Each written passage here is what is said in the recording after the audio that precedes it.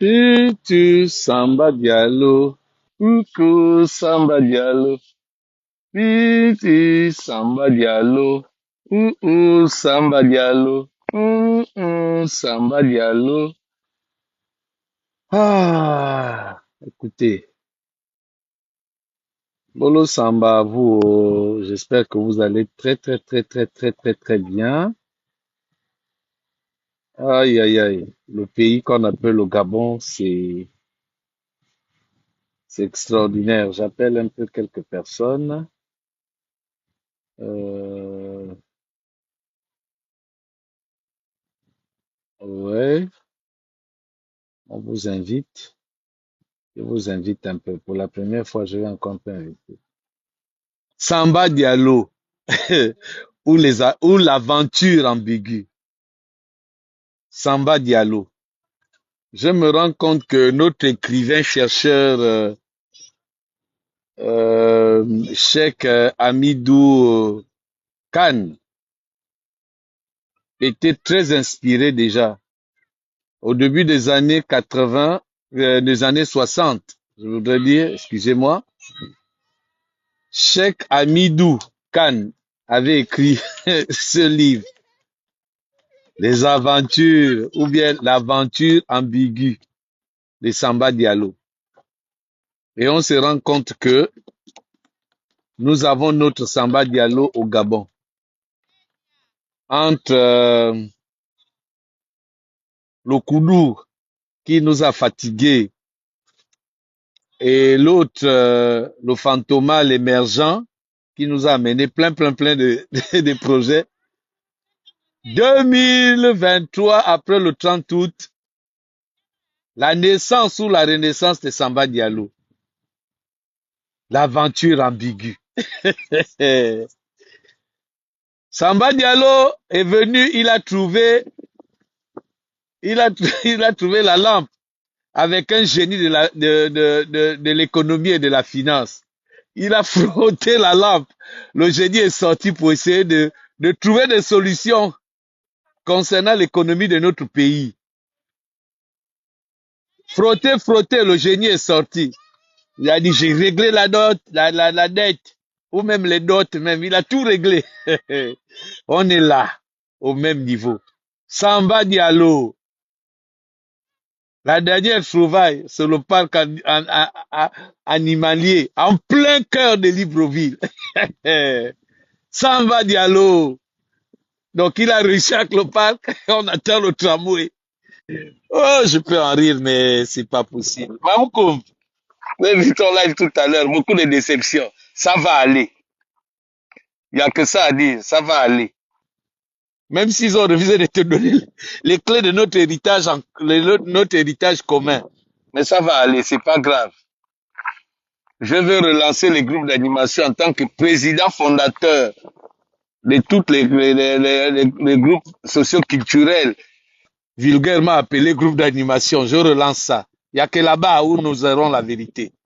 Il n'y a que là-bas. C'est là-bas où on va quand même se taper un peu le pognon, où on peut avoir notre place. C'est dans la vulgarisation de la chose même. C'est là-bas où il y a la chose même. Samba Diallo ou l'aventure ambiguë. Et qui est... Il faut retourner lire le livre de Cheikh Hamidou Khan. Vous allez voir, c'est intéressant. Vous vous rendez compte que même, il y a eu des précurseurs par rapport au moment, au temps et des choses que nous vivons aujourd'hui. Bonjour Flavie, comment tu vas? Vraiment, il y a eu des précurseurs, il y a eu véritablement des visionnaires en ce temps-là. Non, tu es déjà nommé. Est-ce que ça là même c'est une affaire de tout? Tu es nommé. Je viens de solennellement de nommer Mamoukoum, coordinatrice générale, chargée du recrutement. Et c'est elle qui va regarder les CV de nos danseuses pour voir s'il y a la bonne ou la mauvaise moralité, tout ça. Tu vas être aussi chargé des ressources humaines. C'est toi qui vas gérer. Non, les finances, si je te donne ça là, moi je vais être beaucoup accablé parce que je suis très dépensier. Donc on va se gérer un peu. Tu vas gérer tout ce qui est administratif. Moi je vais m'occuper de la présidence et des finances. Au moins comme ça va aller.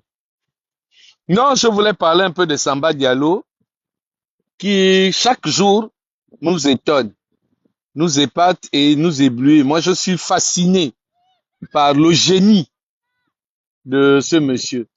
Après avoir trouvé un jour, en venant, en sortant après le 30 août, il a trouvé une lampe, il a frotté sur cette lampe, il a trouvé un génie de la finance qui, plutôt que de penser le Gabon de manière différente, parce que nous le savons effectivement, qu'aucun pays n'a eu un essor non seulement industriel, un essor technologique avec des ressources minières ou encore le pétrole.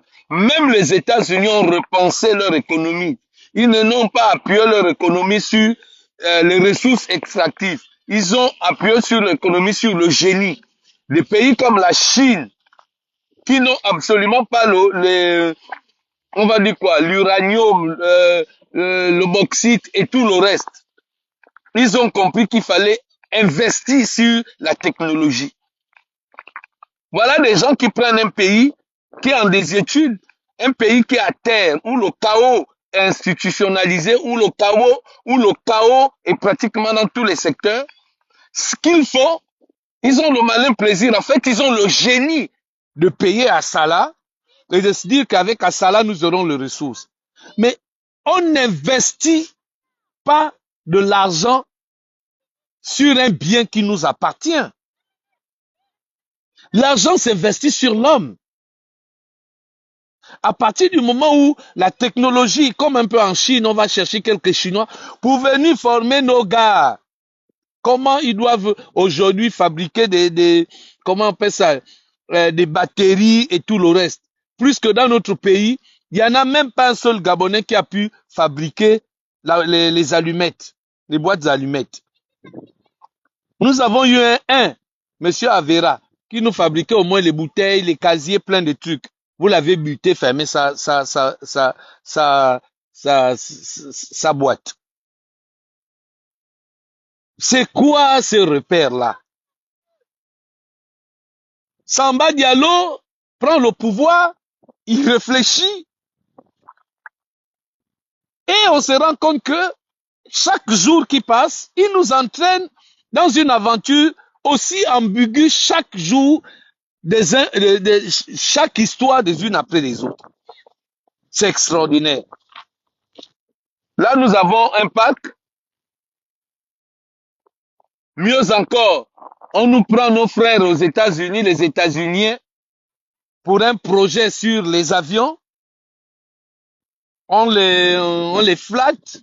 Et puis, comme par magie, parce que le CTRI, c'est comme la magie. Boum, il y a maintenant un problème. Les avions sont arrivés au nom de quelqu'un d'autre.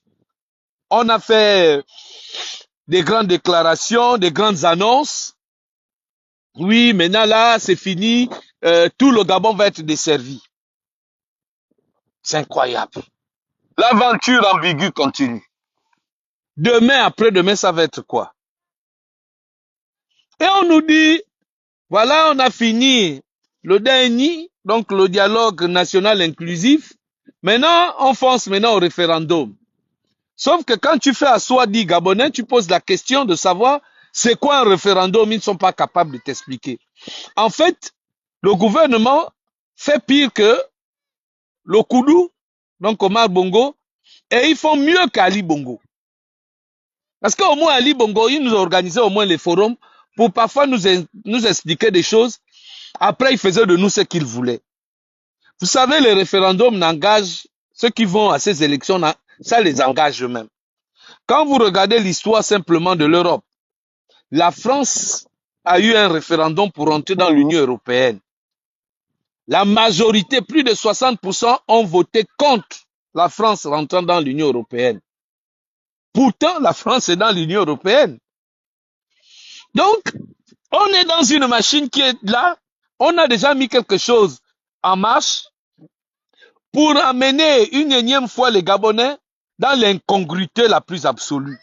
On amène encore les Gabonais comme ce livre de Cheikh Hamidou Khan l'aventure ambiguë avec Samba Diallo, on veut nous amener là-dedans. Une fois de plus au peuple gabonais. Votez oui ou votez non. Mais on vote oui, pourquoi? On vote non, pourquoi? C'est quoi un référendum? Quels sont les objectifs? Qu'est-ce qui est arrêté? On part où avec ce référendum? Qui devient pour nous un véritable mystère. Et comme le Gabon n'est pas suffisamment mystérieux, on est là-dedans. On crée des concepts et on va entraîner les Gabonais là où ils ne comprennent pas. En fait, c'est ça le scientifique. C'est ça la science. Quand on veut instaurer un système dynastique ou dictatorial, on fait quoi? On fait tout pour rendre les citoyens aussi idiots que possible. Et on les amène à accepter les choses sans pour autant comprendre les choses dans lesquelles on les amène. Ils vont voter, ils vont signer, ils vont être en accord. Pourquoi? À cause des promesses. Là, il y a une promesse. Boum. Parmi le fameux parc avec les tigres, les lions, les panthères rares, nous avons le tramway qui est, j'ai vu le métro, on est en train de mettre en place le tramway. Bonjour mon ami, ça va? Je suis en live. Donc, voilà, on lance maintenant. Samba Diallo, l'aventure ambiguë. On va être là-dedans, dans l'aventure ambiguë. On va toujours entraîner le peuple dans les choses qu'il ignore le plus. En fait, on prend un peuple fanatisé, un peuple complètement engloué dans une ignorance flagrante et on essaye de les faire comprendre que les décisions que nous prenons, c'est pour votre bien, c'est pour votre avenir. C'est pour que vous soyez les plus heureux sur la terre. Alors que les besoins primaires de ce peuple ne sont pas résolvés, à savoir de l'eau. On vous demande même d'ignorer la pyramide de Maslow. Créez même votre pyramide à vous. L'inversion des choses. Les choses les plus nécessaires, les choses les plus élémentaires, comme l'eau. On n'apporte pas de l'eau, on n'apporte pas l'énergie, donc l'électricité, on n'apporte pas un système d'éducation adéquat. Ça veut dire qu'aujourd'hui, on ne peut pas prétendre prendre son fils, envoyer à l'école, donc commençant de la maternité et aller dans des grandes écoles de manière assumée. Impossible. Donc, qu'est-ce qu'on fait? On crée les mythes, on crée les distractions, concert par-ci, concert par-là. Non, ils vont créer leur... Mais Maslow a créé sa pyramide.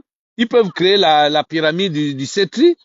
Parce que quand on regarde l'inversion des choses dans notre pays, la pyramide de Maslow commence par les besoins nécessaires, les choses les plus primaires, les besoins primaires. De l'eau, l'éducation, la santé, résolver le problème de l'autosuffisance alimentaire. Parce que quand on a pu résoudre le problème de l'autosuffisance alimentaire, ça voudrait dire en même temps qu'on a pu résoudre la question de l'agriculture et tout le reste.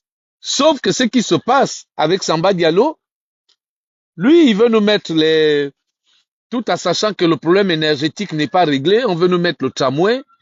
On nous dit d'investir au Gabon dans l'entrepreneuriat. Je ne sais même pas ce que ça veut dire d'ailleurs dans le fond, puisqu'on ne nous explique pas c'est quoi faire de l'entrepreneuriat. Bon, il n'y a pas d'électricité, ça veut dire que si moi je veux ouvrir une chaîne de restaurants, des restaurations dans le Gabon, je sais que je n'aurai pas d'eau. Donc je pourrais pas non seulement utiliser les toilettes dans mes restaurants, je pourrais pas utiliser de l'eau pour laver les assiettes, mieux encore pour entretenir mes établissements. C'est ça en fait l'inversion de la pyramide de Maslow. Donc on crée une pyramide à la gabonaise, donc au CETRI, pour essayer d'amener le peuple quelque part. Voilà l'incongruité dans laquelle nous sommes. Voilà. Donc, actuellement, On attend le tram qui est en construction. Les lions vous attendent déjà au niveau du charbonnage là-bas.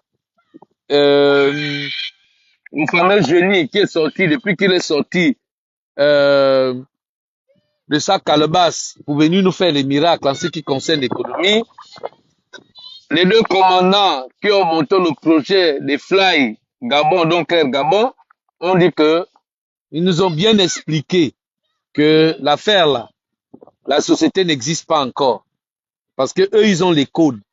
Et que les autres, c'est des petits sorciers ambulants qui ont voulu faire de la récupération. Ils ne peuvent pas comprendre techniquement. Donc, on est dans ça. Le peuple continue à croire. Le peuple continue à croiser les mains en espérant que le lendemain sera meilleur que le jour d'avant et que le jour d'après puisse précéder à de très, très, très bonnes choses. Et donc, on est là, dans l'espérance, entre les Imbrugoudou, Imbrakata, où aujourd'hui on bat le plein, nous tous là, je pense que Mamou Kombapa, les groupes d'animation, on peut aussi ouvrir notre chaîne d'église. Hein? Toi, tu vas être, je te mets directement, je te nomme évêque général, moi je serai diacre. On est capable de composer notre truc là vite fait. Hein? Comme ça, tu vas écumer tous les médias. Tu sauras quoi dire, puisque tu travailles dans le domaine de la communication. Donc, je te mets évêque général. Ça veut dire l'archevêque. Et moi, pourquoi? Pourquoi les autres vont progresser avec Imbrugoudou, Imbragada dans la haute spiritualité, pendant que nous, on est là à subir Samba Diallo? Non.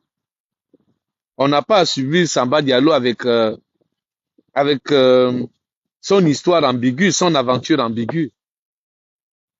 Rions, essayons de prendre les choses avec beaucoup de dérision pour ne pas sombrer véritablement dans le stress permanent qui va nous conduire, qui va nous conduire dans des dépressions et tout le reste. Ça risque d'être très compliqué. Essayons d'être des bons sportifs. Mettons, comme disait Mamou Kombière, il faut avoir le cardio. Le cardio pour vivre au Gabon. C'est compliqué. Bonjour, révérend Elvis. Il faut avoir le cardio.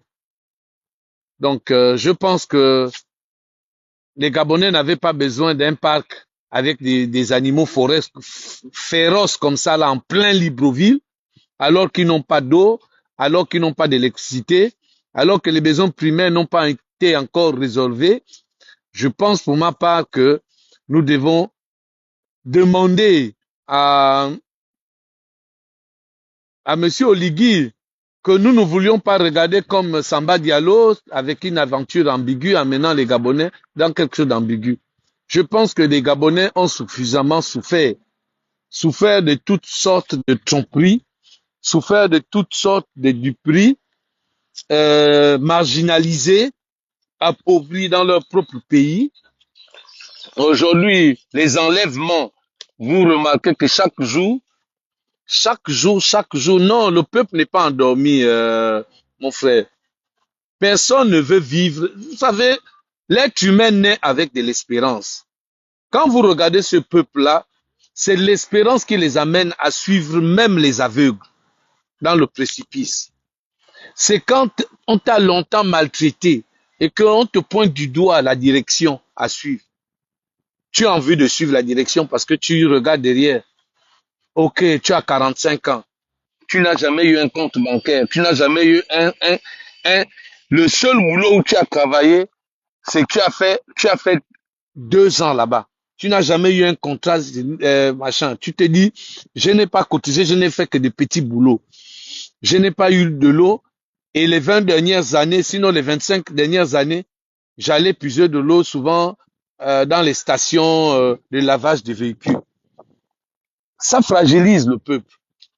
Et comme disait quelqu'un, ce peuple-là m'étonne parce qu'il y a une telle résilience. Si nous étions comme nos frères de comment on appelle, de Côte d'Ivoire. Parce que quand vous regardez les statistiques, voilà, quand vous dit, il faut souvent un peu lire un peu, vous vous rendez compte que l'un des pays où il y a le plus grand taux de suicides, c'est la Côte d'Ivoire. C'est la Côte d'Ivoire. Je suis étonné que les Gabonais ne font pas ce qu'on appelle même des suicides collectifs, avec la souffrance dans laquelle les politiques ont plongé, les détresses dans lesquelles les Gabonais sont. Je suis étonné. Et je me dis quand même que si ce peuple est encore debout, c'est qu'il y a de l'espérance. Il y a un Dieu qui est là et qui veille. Et qui veille tous les jours. C'est pas le Dieu de Imbrugudu, Imbragada. Ça, c'est la distraction. Il y a véritablement un mal qui ronge ce pays. Et ce mal est organisé, orchestré, entretenu, nourri par une catégorie de gens. Vous savez, le diable, même quand il vient dans une maison, il doit trouver quelqu'un pour pouvoir nous nourrir, pour qu'il puisse grandir chaque jour.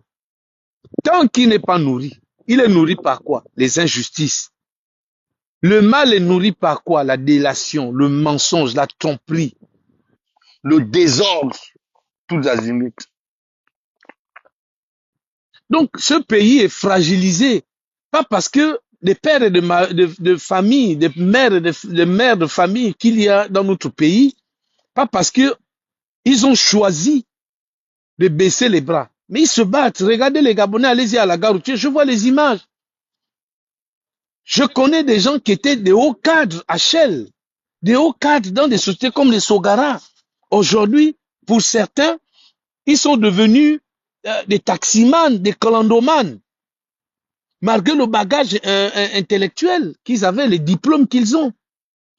Je connais des gens qui travaillaient dans des sites pétroliers avec de très bons postes, de très bons salaires.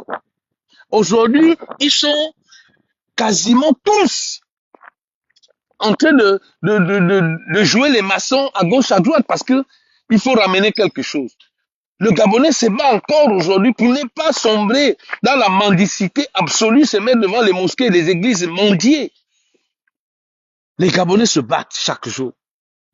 Et la fameuse dignité qui a été donnée par, dit haut et fort dans un discours, que je veux remettre la dignité. Cette dignité-là, les Gabonais attendent encore.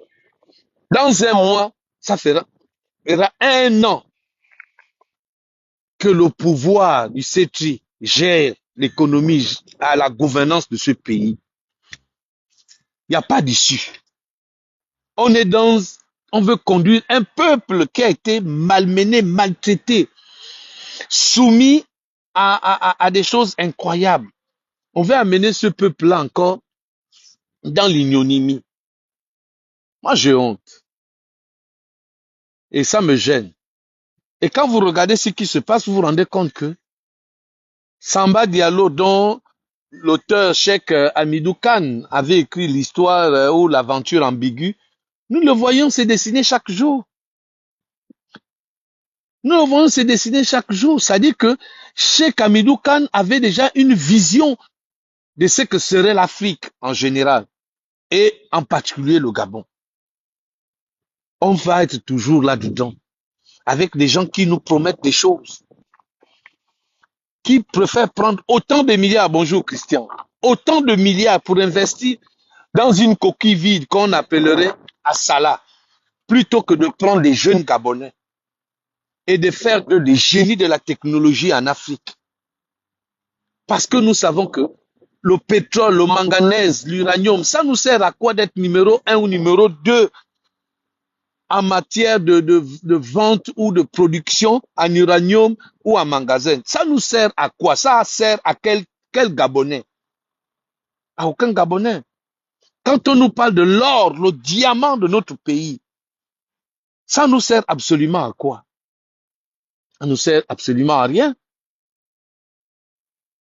Et donc là, on veut nous conduire encore dans une énième forfaiture. Il y a 1 mois ou 2 mois là, nous avons eu un dialogue national inclusif qui est complètement biaisé, où on s'est foutu des Gabonais. Les gens ont pris des congés, prendre 1 mois venir pour dire, cette fois-ci, on va construire notre pays. On se rend compte qu'on a été dupé. Et là, on nous amène encore dans autre chose. On nous promet. Vous pensez que quel est le Gabonais qui a envie d'aller payer? Je ne sais pas combien ça va être. 5 000, 3 000, ça va être combien les prix pour aller au parc, aller voir? Qui peut? Quel est le Gabonais sérieux qui est capable de prendre 5 000 aujourd'hui, père de famille? L'entrée, il a 4 enfants avec sa femme et lui, ça fait 6. Donc, prendre 5 000 fois 6, comme ça, pour aller regarder les fauves. Parce qu'au sortir de là-bas, il va réfléchir. Ah, on est sorti, oui. Ah, l'eau n'est pas encore arrivée. Nous avons même eu quelque chose d'assez terrible avec cette tournée qui est une tournée républicaine ou je ne sais pas comment dénommer cette tournée-là. Je connais des gens, j'ai une amie qui devait voyager. Elle est chef de service dans un ministère. Comme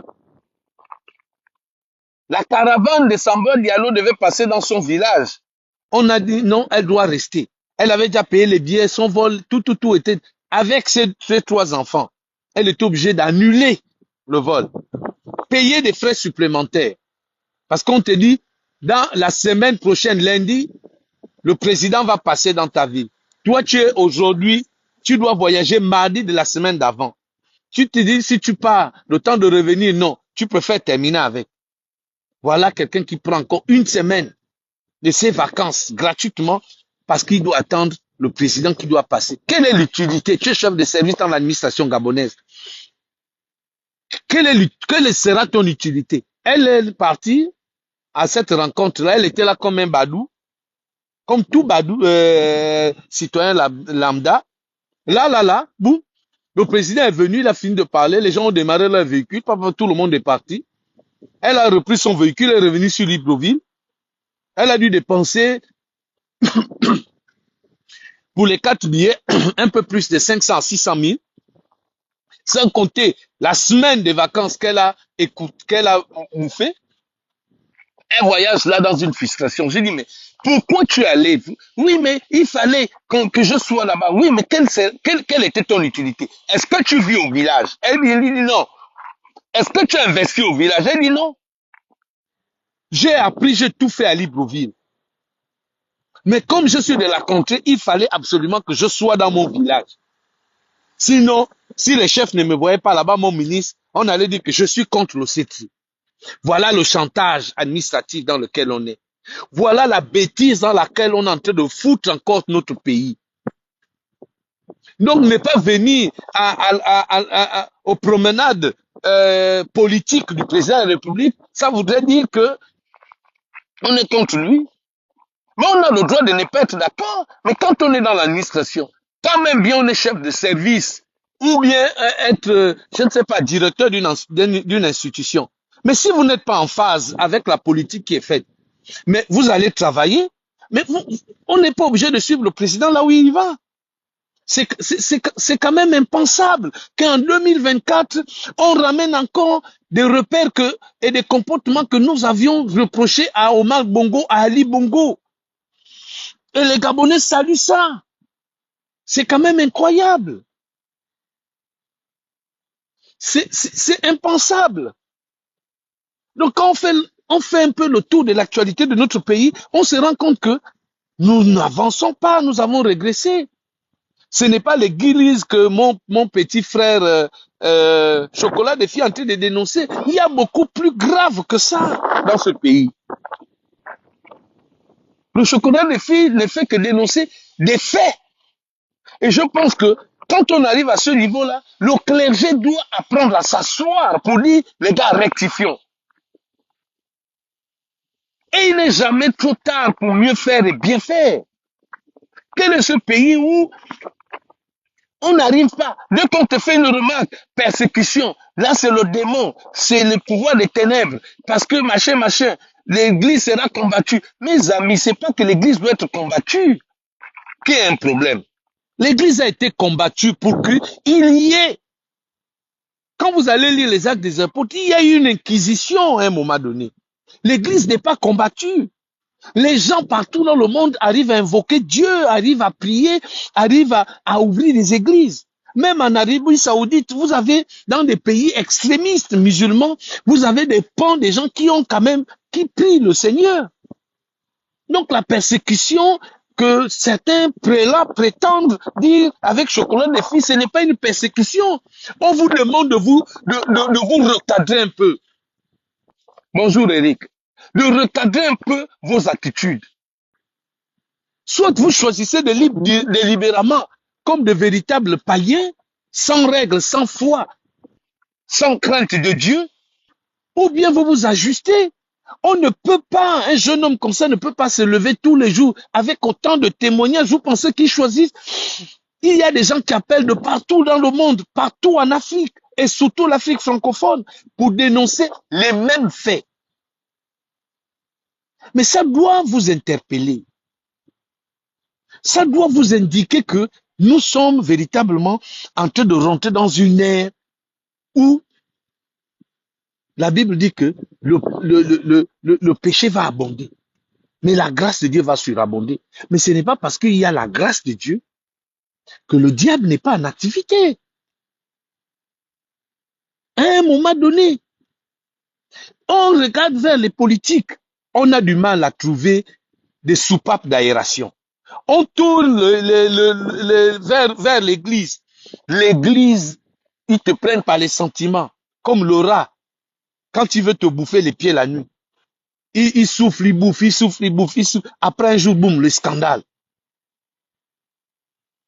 Je pense qu'aujourd'hui, nous gagnons à avoir une église forte.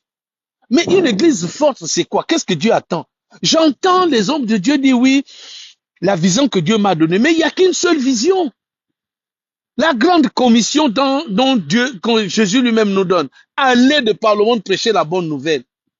Baptisez-les au nom du Père, du Fils et du Saint-Esprit.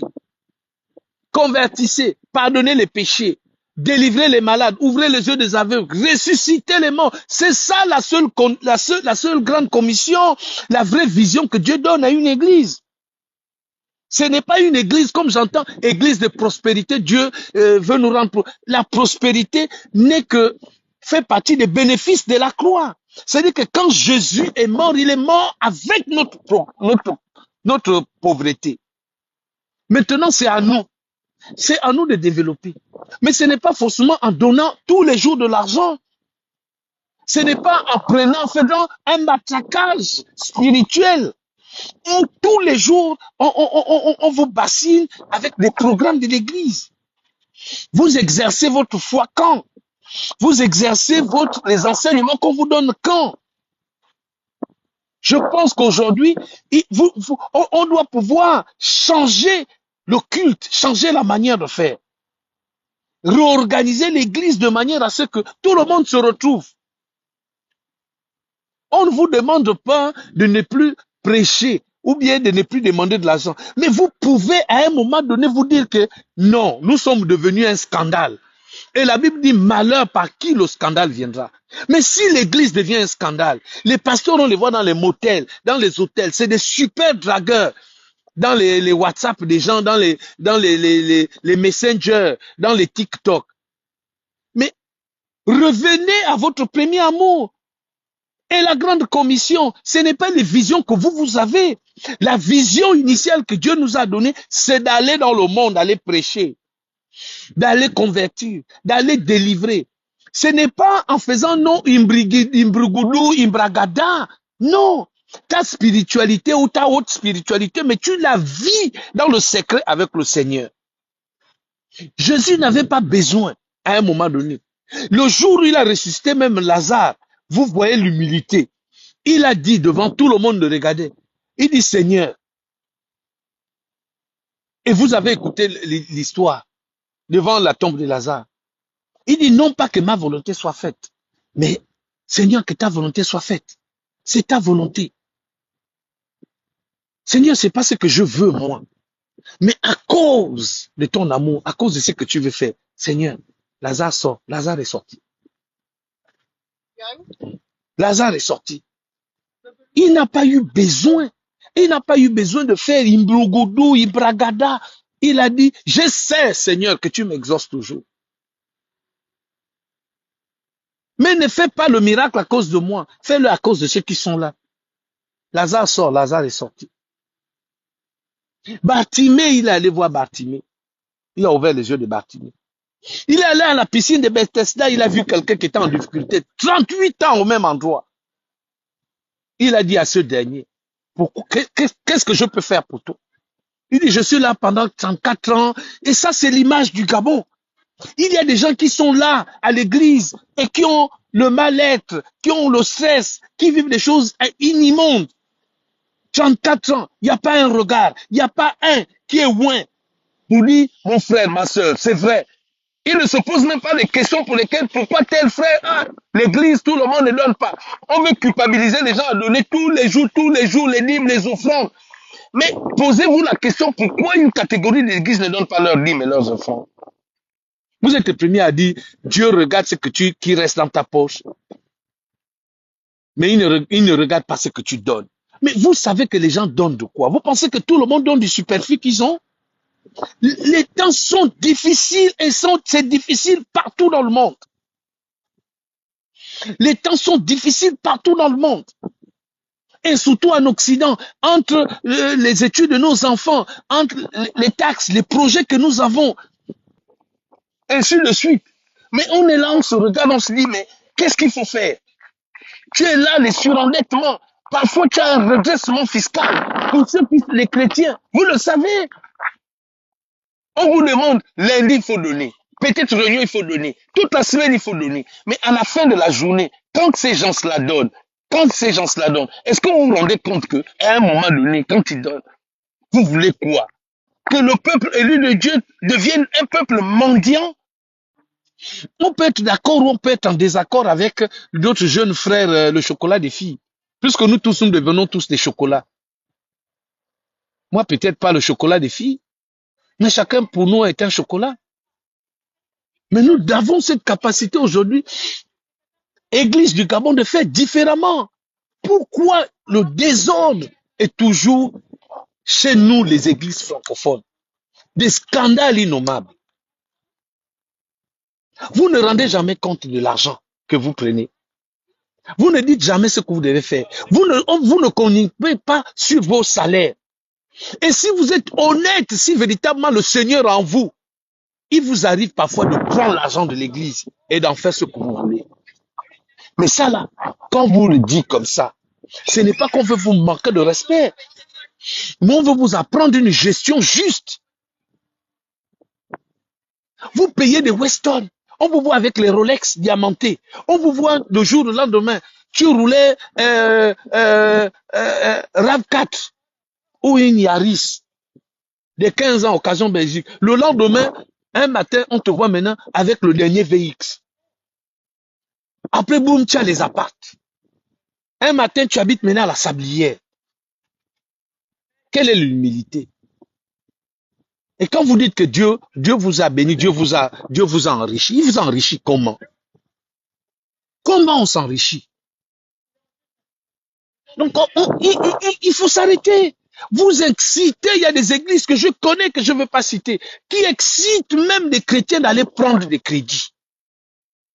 On va bâtir, on va payer un immeuble. Et petit à petit, quand on va mettre ça en location, on va vous rembourser. Vous demandez aux chrétiens d'aller s'engager devant les banques. Des pères et des mères de famille. Quand on connaît le scandale en matière d'immobilier que nous avons dans le monde, comment un pasteur peut s'asseoir? Oh oui, je vais prendre, vous choisissez entre les ingénieurs, les hauts cadres de l'administration. Oh, on prend les élites de l'église. Donc les autres sont quoi? Quand vous parlez des élites de l'église, les autres sont quoi? Les maillons forts de l'église. Et les autres sont quoi? C'est quelle église où vous êtes en train de créer? Quand la Bible parle, il dit les uns comme apôtres, les autres comme pasteurs, les autres. Dieu nous regarde du même regard. La grâce de Dieu descend sur tout le monde. La Bible va plus loin, il dit Dieu ne fait exception de personne. Vous faites exception de tout le monde. Vous choisissez qui vous devez élever, qui vous devez mettre là, qui vous devez, même pas en fonction du don que Dieu a mis en ce dernier, mais en fonction du portefeuille que la personne a, en fonction de la situation administrative que la personne a, en fonction de la position politique qu'il a. C'est quoi cette église que nous voulons construire? Qui a envie de venir dans vos lieux? Et vous vous demandez, le frère arrive, pendant 3 mois il disparaît, comme je vois ici. Ah frère, on ne te voit plus à l'église. Mais vous ne me voyez plus, vous avez cherché à savoir. Vous connaissez mes frustrations? Est-ce que vous connaissez les problèmes que j'ai même moi-même dans ma propre vie? Est-ce que c'est tout le monde qui vient exposer sa vie à l'église? Quand je dois prendre rendez-vous avec le pasteur, me dit il faut préparer une offrande qui dérange. C'est quoi une offrande qui dérange? C'est-à-dire qu'on ne peut même plus me prendre. Moi, si tout de suite là, j'ai une église catholique là, j'arrive, je vais voir le prêtre. S'il est là, il va me prendre. Je n'aurai pas besoin de donner une offrande ou une dîme. On doit vous donner de l'argent tous les jours. C'est quelle église ça? Et quand on fait le reproche, on fait des remarques. Vous pensez que les gens vous persécutent? On ne vous persécute pas. Personne n'a envie de vous persécuter.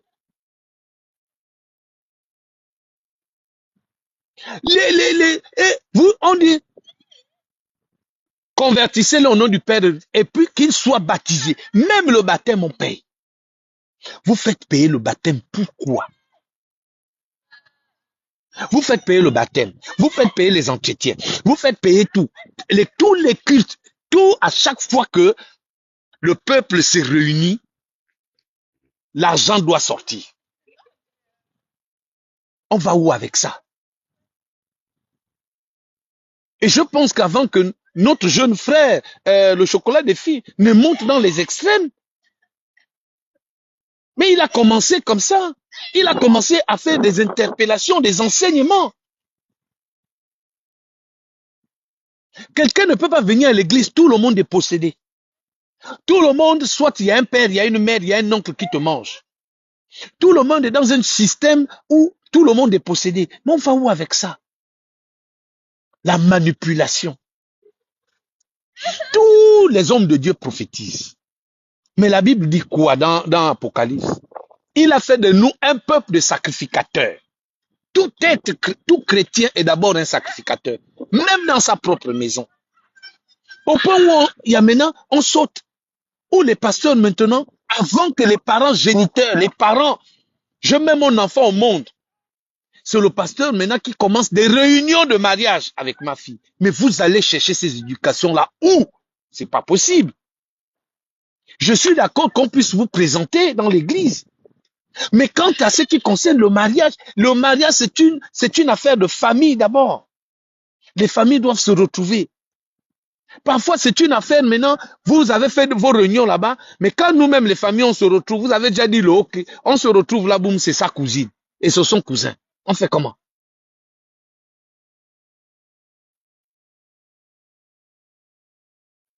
Quand vos fidèles viennent vous voir pour dire, on veut se marier, dit, allez-y voir papa et maman, vos parents. Quand vous allez finir là-bas, venez avec vous amenez vos parents. C'est une manière aussi de gagner des âmes. Venez avec vos parents à l'église. Quand vous venez, le pasteur, tu les reçois, petit jus. Bon, voilà, ce sont mes enfants, je les suis à l'église et tout et tout. Ah, c'est toi, maman, oui, c'est toi, la maman de machin, oui, c'est toi, l'oncle, oui. Écoutez, voilà, comment on fait, comment vous organisez les mariages dans votre famille, parce que nous, à l'église, voici. Vous ne consultez personne. Vous passez outre. Ce qui fait qu'aujourd'hui, les jeunes qui se marient, il y a beaucoup de frustration. Pourquoi? Parce que vous avez rendu, pour la plupart de nos enfants qui viennent à l'église, des rebelles. Maintenant, pour la plupart, en plein temps dans l'église. En plein temps. Alors que ce n'est pas... Il y a ma fille qui m'appelle. Bonne journée à vous. Samba Diallo va continuer ses aventures ambiguës. On va voir où ça va nous mener. Prenez soin de vous.